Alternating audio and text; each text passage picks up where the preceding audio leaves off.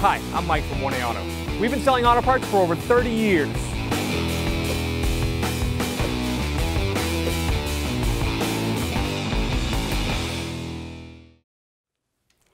What's up guys, I'm Andy from 1A Auto. Today I'm going to show you how to install some windshield wipers on this 2014 Honda Odyssey. If you need any parts for your vehicle, click the link in the description and head over to 1aauto.com.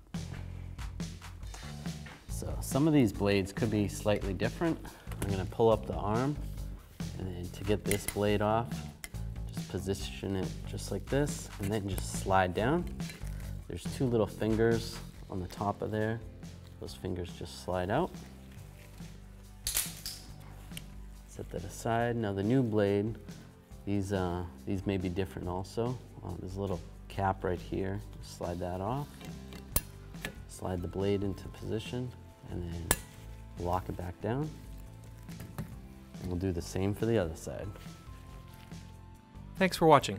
Visit us at 1aauto.com for quality auto parts, fast and free shipping, and the best customer service in the industry.